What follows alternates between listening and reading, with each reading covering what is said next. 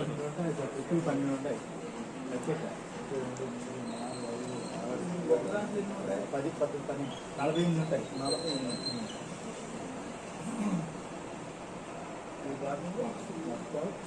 42 కదా? 42 అండి. ఎన్ని 42 వచ్చినాయి? ఇంకా 6 అండి. 6 లైనా? 6 లైన్.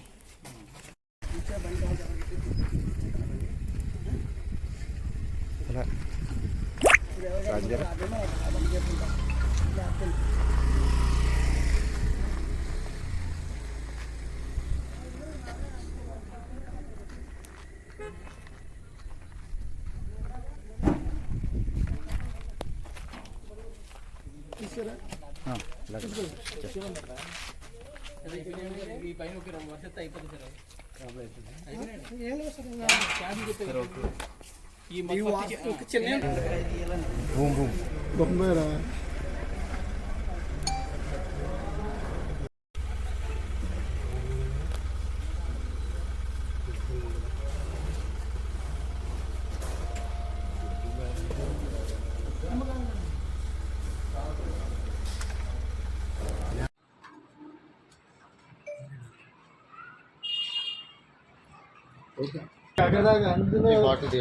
తీసుకోండి బాబు. అసలు యాక్చువల్గా పేరుస్తారు స్టేషన్ ఎందుకు చీట్ చేయడం కదండి.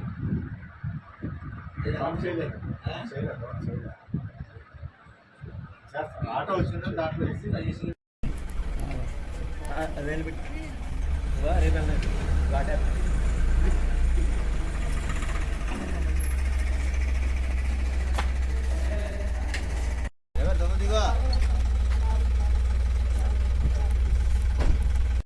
మోపంతా ఉంది వేరే తీసుకుంటున్నారంటే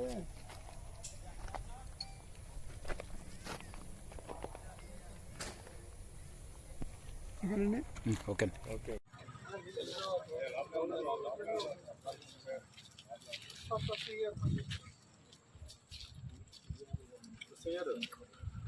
హలో, మీరు అవన్నీ వీడియోగ్రఫీ ఫోటోగ్రఫీ ఈరోజు పిఠాపురం పట్టణం మరియు రూరల్లో గ్రామీణ ప్రాంతంలో 4 చోట్ల ఎస్సీబీ స్టేట్ ఎన్ఫోర్స్మెంట్ బ్యూరో అట్లాగే Kakinada sub division police Pithapuram police కలిసి సంయుక్తంగా సమాచారం మేరకు రైడ్ చేస్తే 4 లొకేషన్స్లో కుమారపురం గ్రామంలో అట్లాగే ఇక్కడ వైఎస్ఆర్ గార్డెన్స్ అని ఉంది, ఆ లొకేషన్లో 2 చోట్ల, జగ్గయ్య చెరువులో 1 చోట, సుమారు 300 కేసులు చొప్పున మధ్య మనకి గోవా తయారీగా ఉన్న లేబుల్స్ ఉన్నాయి. ఇట్లా అవి కనపడుతున్నాయి. ఇదొక వెరైటీ, అలాగే ఇదొక వెరైటీ. ఓవరాల్గా 4 లొకేషన్స్లోనూ 4 ప్రత్యేక బృందాలని కాకినాడ ఎస్పీ గారి ఆదేశాల మేరకు ప్రత్యేక బృందాలుగా సమాచారం మేరకు నియమించి సంయుక్తంగా దాడులు చేస్తే సరుకు దొరికింది. దీంట్లో భాగంగా ఆ లొకేషన్స్లో ఆ పర్టికులర్ ఇళ్లలో ఎవరు లేకపోవడం, దానికి సంబంధించిన వాళ్ళని వాళ్ళ కోసం గాలింపు చర్యలు చేపడుతున్నాం. అందులో ఒకటి అంబడి వీర వెంకట సత్యనారాయణ రెడ్డి అనే ఆయన ఉండే ఇల్లు, తర్వాత ఇంకో ఆయన సతీష్ కుమార్ అనే ఇల్లు, తర్వాత ఇంకోటి సువార్తమ్మ అనే ఉండే ఇల్లు, తర్వాత ఇంకొకటికి ఇల్లు తాళం వేసుకుంటాం. సో ఈ 4 ఏళ్ల తాలూకు వాళ్ళ పర్సన్స్ని మనం సెక్యూర్ చేసి ఈ మధ్య వాళ్ళ పొజిషన్లోకి ఎలా వచ్చింది ఏంటి అనే దాని మీద ఫర్దర్ దర్యాప్తు అనేది జరుగుతుంది. ప్రస్తుతం అయితే వాటిని స్వాధీనం చేసుకుని సీజ్ చేయడం జరిగింది. ఇది ఖచ్చితంగా ఈ ఎక్సైజ్ యాక్ట్ ప్రకారం నిబంధనల ప్రకారం విరుద్ధం. ఇంతకుముందు